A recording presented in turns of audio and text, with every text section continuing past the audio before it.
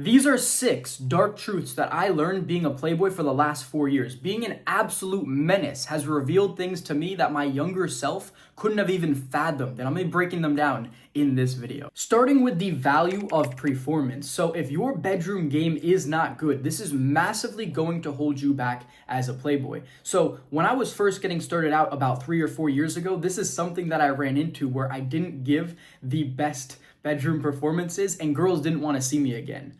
Let me give you a story that's actually pretty funny from about a month ago when I messed up big time.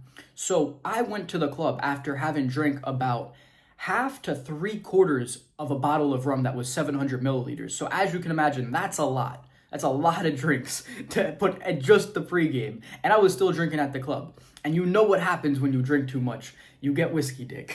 So I end up pulling this girl quick as fuck. I make eye contact, we chat within 10 minutes, we're going back to my hotel. We're in my hotel, things are going good. She was sexy as fuck. She was an 11 out of 10. So I managed to get things going. But when I was switching positions, it took too long and I got a little bit of a semi. And she lost interest real quick. And she just got out and she was out of bed and she was like, you know what, I think I want to go home. I have work tomorrow at 9 a.m. I'm not feeling it anymore. And I'll be honest with you guys, I don't really feel the sting of rejection at all. I talk to so many girls and I've gotten rejected so many times I don't care. I felt the sting of rejection this time. I was like, what the fuck just happened? That has never happened to me. Most girls are pretty cool about it. If something like that happens, you can work around it. You can recover. But she didn't give a fuck. She was just like, nope. She got out of bed, put on her clothes, and this is the part that really sucked, where she was like, I'm going home. I have work at 9 a.m. And we were walking back to the club because it was kind of in the same direction. And then we went our separate ways. And like 30 minutes later, I see her in the club. I was like, what the fuck? So your bedroom performance is extremely important. I mean, you need to get it locked in. And like I said, when I was first getting started out, I made so many mistakes. I still sometimes make mistakes doing dumb shit when I'm drinking. Like, shit happens, right? No one is perfect, and anyone who tells you that they are is full of shit. I'm open and honest that I make mistakes all the time. I'm not perfect. That happened about a month ago in the mix of all my success. And let me also tell you some success stories because I don't want you guys thinking I don't have any bedroom game. So there have been girls that I have retained over a summer to summer basis because I had good bedroom game. That's the value of it. So there has been quite a few girls this last summer in Sweden who I saw that I was with the prior year because I put it down right. So that's how it goes if you do it the right way. You can retain girls extremely well. It sets the foundation for having some sort of, friends with benefits, whatever it is you want. If you just want a one-night stand, I guess it really doesn't matter if you never want to see them again. But if you want to develop things and you want to see this girl multiple times, which is usually what I want to do with most of the girls I see, because if they're attractive, I'm going to want to see them again. And if they're cool, obviously it kind of just makes sense. So you have to have good bedroom game. This is kind of the foundation of being a Playboy or just really having a good relationship with most girls. They're going to want good bedroom performances. And boys, I built every single one of you guys a confidence transformation guide because at any stage of dating, you need to have confidence. You're not going to be able to do any of these things without it. It was absolutely essential in my development, in my journey. So I broke down every single step that I took to get to this point and put that in a guide for you. It's completely for free. It's the first link in the description below. And the second lesson is the more women that you get, the harder it is to trust any of them. This is something I have noticed so much from all the experiences that I have cultivated. When you do some Playboy shit, you're gonna start seeing women in a different light. And I'm not saying all women are like this, but let's just dive into some of these stories. And I don't even know how I'm putting some of these out there on the internet, but fuck it. So this first one's not too bad. That same night where that girl left me after the bad performance, I was back in the club and I saw another really attractive girl and was chatting with her. And within a couple of minutes, I kissed her. And then I asked her too, I was like, let's go back to my hotel. And she told me, she was like, no, I shouldn't be doing this. I have a boyfriend. I was like, what the fuck? You have a boyfriend and you just kiss me? I'm like, are you kidding me? Then she was like, going home is too far, but kissing me wasn't far enough. I was like, are you kidding me? So that's just something that happens on the regular. Like kissing a girl with a boyfriend is kind of normal at this point. Now, this second one takes things up a notch. So this past summer, let's go back to the original starting point. So this is a good story.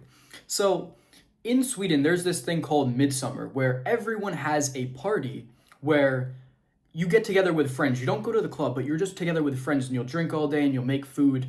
And I had a small midsummer party at my place with my best friend, his girlfriend, and she brought along a friend. I didn't expect anything of it. I didn't expect to do anything. I thought it was just going to be a friendly day. Everyone's just going to, hang out. We're going to do some tubing on the jet ski, have some drinks, play some typical Swedish games. Long and behold, I can kind of just see when a girl's down to fuck, and we were doing some dancing. Everyone was dancing. My friend's an amazing dancer, and he was teaching us. And there was a moment when I looked into her eyes, and I was like, holy shit, she's down to fuck. So I started making my moves, and I end up kissing her and taking her to the bathroom where we get with each other. So this is the preface to the story. So that happens, right? I sleep with her in the bathroom real quick. The first time. That's the first time this happens. Now, I see her again a couple weeks later at a hangout. It was a pregame before going to a festival. Now, in this pregame, I end up getting with her in the bathroom again. So when my friend and his girlfriend went into the bedroom to do their thing, me and her, we had a little bit of banter, and I just said bathroom, and she said yes, and we went in there, and we did our thing. Now, here's where it gets fucked. She's kind of dating a guy.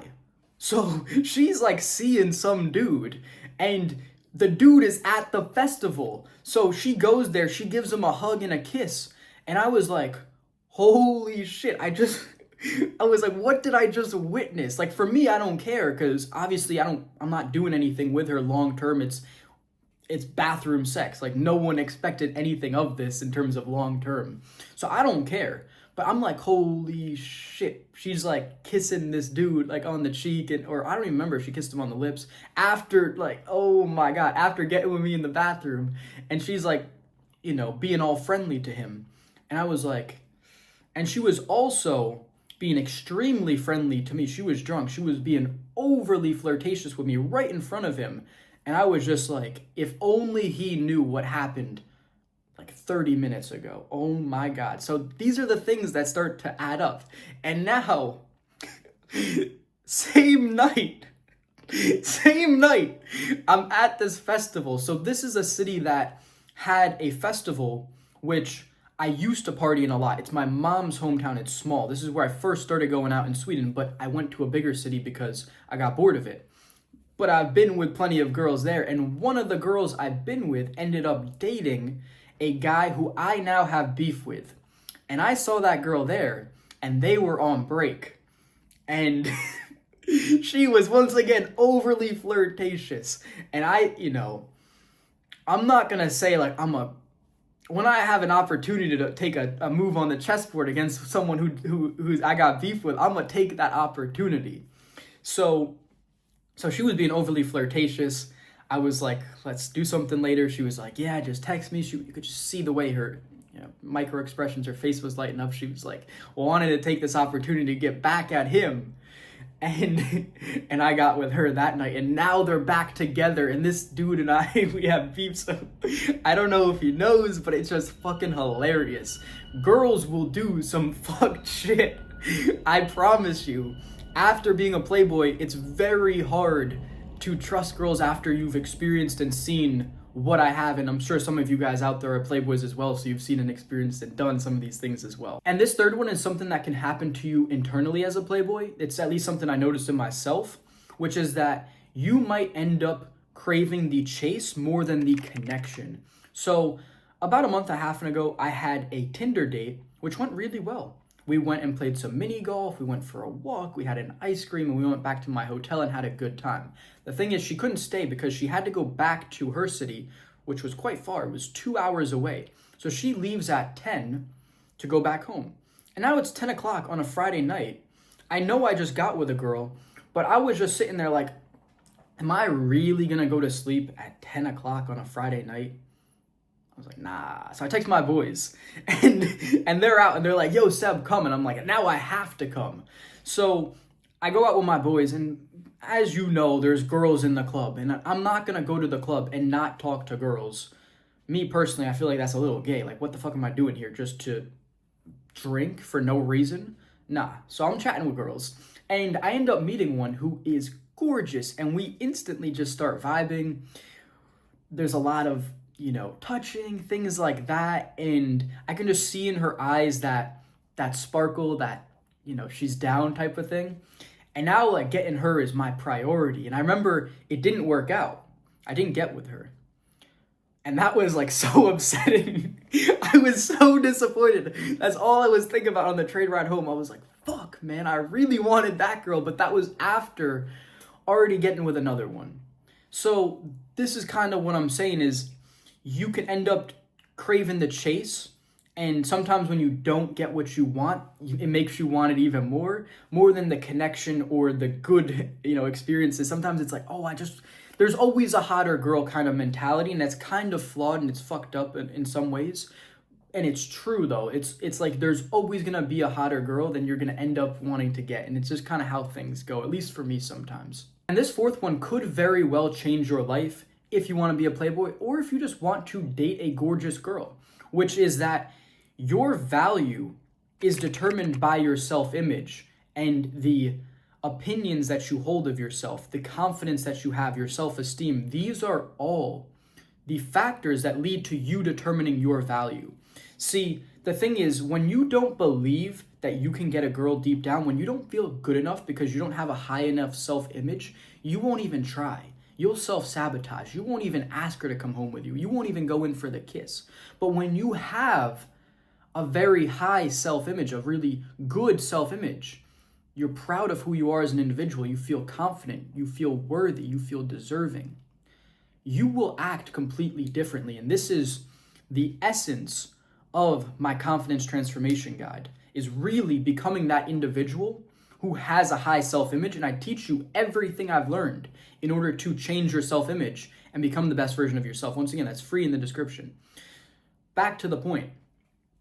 When I was younger, 19 and before, I had a very low self-image. So let me give you an example of how I thought about myself when I got into my first ever relationship.